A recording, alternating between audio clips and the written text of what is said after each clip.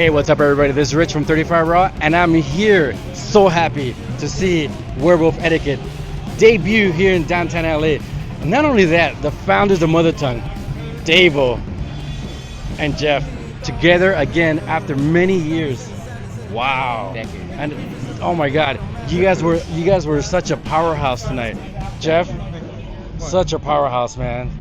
Dude, just like a John Bonham, just you're hitting those drums, man. You just going at it. Vito, see, they're cheering for you guys. There you go. We got the fireworks for you guys. DAVO, always entertainer. Thank you. Always have that presence, bringing it to your fans, and just bringing that energy, you know. And then now that you have GEOF behind you with the powerhouse, you don't have to look back. You know, you have that 1-2 punch, you know, and it just feels, as a fan, I just like a little kid, just like smiling, like, oh my God. With that said, who made the first call? GEOF reached out to me. GEOF had been reaching out to me, and I'm not even sure if GEOF knows all of this, but my son Levi was looking at old Mother Tongue videos on YouTube, and Levi and I were going through something, and Levi was going through something in his own life. So when Levi and I would speak, my son who was here tonight, he would say, "Dad, you have to connect with GEOF." And I believe Levi might have been leaving messages on GEOF's YouTube channel, just leaving messages, not identifying himself as my son. So that was kind of in my head. At the same time, my dad was in like his last few months, couple months of life. It was a really challenging time, and there's more fireworks. There you go. It's a spectacular night. So GEOF had reached out to get together, have a coffee, and I just said, let's just play. And that's what we did. And then right when we were kids again, felt like the first time, I vividly remember the first time I ever played with GEOF. We sat down behind the drums, and just this deep connection, and then also the power of playing with GEOF. Like, it's a very big wave as a bass player when you're playing with GEOF. So it was kind of what I said tonight. It was old and new. It was just like this piece that came back together instantly. And then it was very meaningful for me to be playing music with GEOF again in that time when my dad was dying. Man, my condolences on that. Thank you. So my dad was in this trippy hospital in Hollywood, just a few blocks from GEOF's rehearsal room.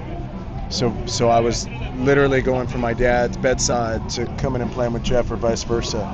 So it really felt like, in a very different way, but similar to when we were kids, where I just so needed to express myself through music, to be doing that with GEOF again was a real blessing. Right. That is a blessing. Yeah. And that also, I'll put that, I think it was therapeutic for you.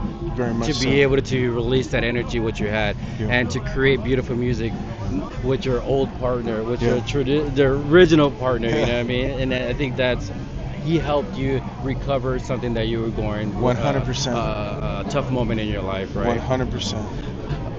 How does that feel? I mean, to hear that from DAVO, him expressing that it was therapeutic to come back to you after going through a hardship in his life. I was going through a very similar thing. I lost my dad in 2020. Oh man! So he's I think they're up there in the ether, making sure that this happens. Right. I think our dads met and said, look, let's go ahead and put this together. Kids, get back together and go with you guys. Let's get back to Germany and get this going. There you go. You know, because I think we're picking up where we left off before. You know, as we said, David calls it equity. We've got equity in this. We've put in the work. Right. Yeah. And it never really goes away. I'm saying it's timeless. You know, for us, it doesn't matter what age we are, and it doesn't matter what we're doing. This is always going to be something that can just start up at any point. Right. That's what it felt like for me as a longtime fan, just watching you guys get together again. It was like you guys hadn't missed a step, a year, nothing, man. That was like, it was amazing. If I may ask a question, in one of your new songs where you say hurt people, that's what they say. I must have hurt you for you to hurt me this way. Did you have those lines ready to add to that song, or did you write them while the song was being written itself? Jeff and I started as we did when we were younger. We would jam a lot. Yeah. So there's a lot of our sound. All of our sound comes from us playing together. But I had a version of that song. I was starting to work up songs where I was playing drums with my feet. So I was playing drums with my feet and playing bass, and that was one of the songs I was working up. But it was just a sketch. And then when I started playing with Jeff, it became a full-blown song. What was the first song that you guys built together that came together naturally, like say? Okay, that was You Better Pray. We built a lot of stuff out of jams.